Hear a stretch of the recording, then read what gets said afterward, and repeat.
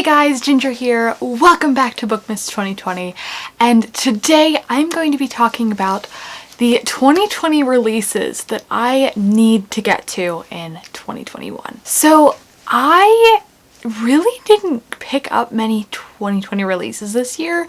Not only was I kind of just like in a reading slump in general for probably 5 months of the year, I really didn't have the extra money to spend. I actually lost my job in October due to a closure, not like because I was a bad employee. And so these past couple months I have waited to apply for a new job because I'm graduating college in 2 days actually. So I have just really not been able to pick up a lot of new releases, and the library was closed for a big portion of the time, and I didn't have a lot of access to them. But next year, there are a lot on my list that I really need to get to, whether I borrow them from somebody, get them on Scribd, or buy them somehow. I think I have 2 or 3 of these in ebook format because they were on sale, but otherwise, yeah, there are just a lot of books. And I actually made a list of 10, my top 10 2020 releases that I need to read, because there really are a lot, and I didn't really want to include too many sequels or anything because a lot of them I haven't even started the first book. So yeah, without further ado, as I've been rambling for a good 3 minutes now, let's get into those books. So like I said, I don't really own any, so I'll just be inserting beautiful pictures here. The first book on my list is One by One by Ruth Ware. So I have yet to find a 5-star Ruth Ware book, and I, for some reason, am just still intrigued and want to read her books. So her newest one by One, also reminds me of my favorite Cherry Lapina and Unwanted Guests, where people go to a resort or a vacation in the winter and they get stuck there and there's a whodunit. So that's kind of the vibes I'm getting from it, and so that is why I'm really excited to pick it up for myself in 2021. Next we have My Dark Vanessa. I forget who this is by, but I, again, will put that on the screen. And this seems like a very dark book that I don't know much about. I know that there's like a lot of trigger warnings, but because I don't know much about it, I am very intrigued, and I've heard it like around for a while and I didn't really know much about it, and I still don't know much about it, but I think that's how I want to go into it. But I just, because I've seen so much about it vaguely, like it's very intriguing, and so I really want to pick it up and see what it's about next year. And luckily I'm not someone who needs too many trigger warnings, just because like I'm not triggered by too many things, luckily, so I am okay going into that one blind, even though I know that it does have some dark elements to it. I think it's going to be an interesting read. Next, one of the ones that I have as an ebook because it was on sale is The City We Became by N.K. Jemisin. I have yet to read an N.K. Jemisin book. The 5th season was on my TBR at some point and I never got around to it. And I also owned the entire Inheritance trilogy on ebook because it was also on sale. So I definitely was really intrigued by her like sci-fi book, which is The City We Became, and like the premise of it. So that's why I bought it, and it's one that I really need to get to in the new year. It was one of my most anticipated 2021 releases, and I just never got to it. So hopefully in 2021 I will get my hands on it. Number 4 is the newest Wendy Walker book, which is Don't Look for Me.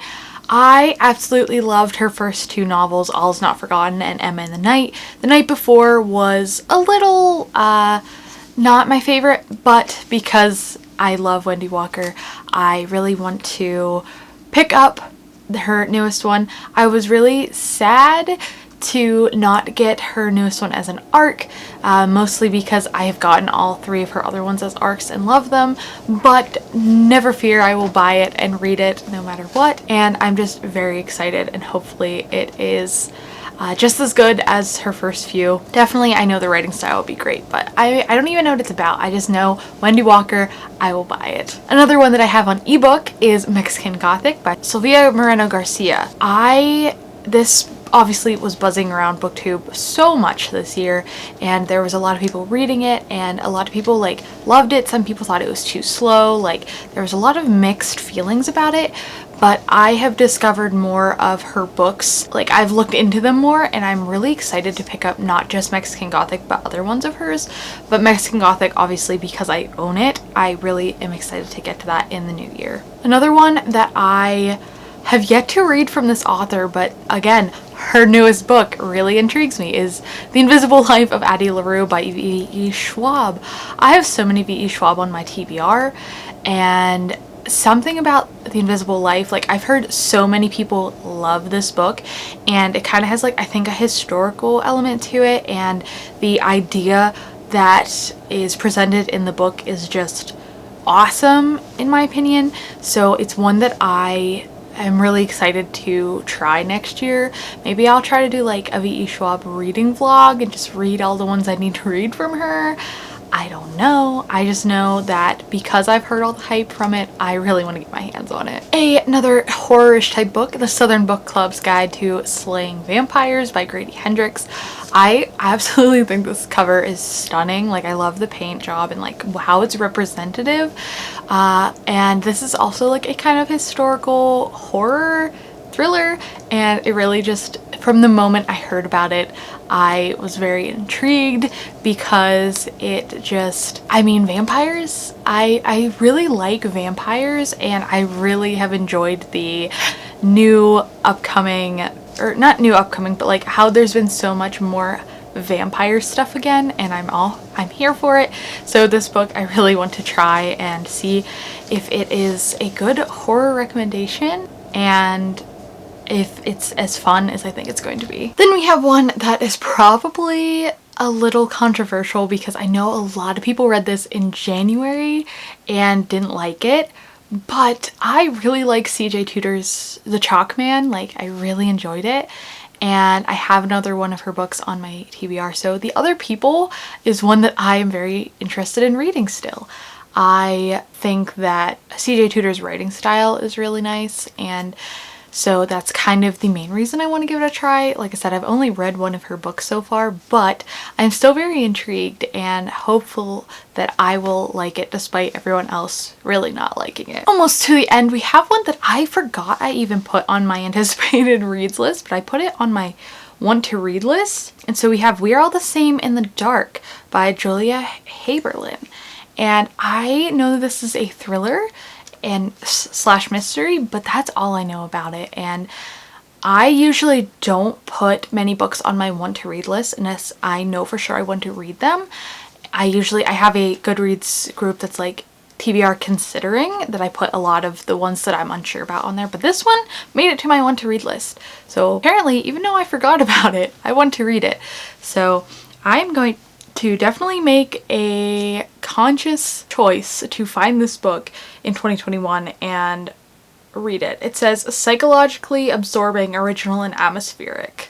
I'm here for that. I'm here for a good thriller, so I'm very excited for that. And then the last one was one of the 2021 releases from last year's video that I was excited about, is Don't Call the Wolf by Alexandra Ross. And this is a YA fantasy that like I was so intrigued by, and if you watched my recent vlog where I read Ariel's favorites, I talked about how I've become way more picky about my YA fantasy because I just have found that I like adult fantasy more, but that doesn't mean my YA fantasies, like, I don't like them at all. It just means I'm more picky about which ones I'm going to pick up.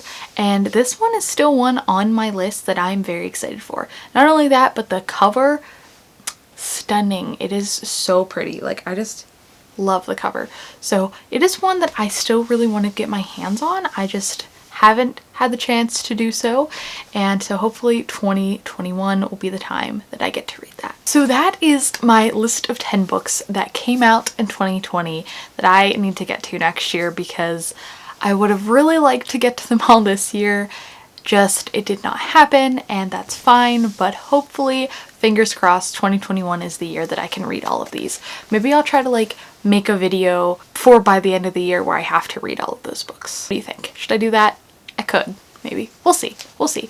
But yeah, I am very excited for all of those. Let me know in the comments below if you've read any of these and definitely think I should get to them ASAP, or what some of your 2020 releases that you need to read soon are. I would be very interested in knowing, and I trust many of your opinions, so I will definitely take those to heart. So thank you guys so much for watching. Make sure to give this video a like if you liked it, and subscribe if you are not already to see more of Bookmas this month and content in the future. So thank you all so much again, and I will see you all in the next Bookmas video. Bye!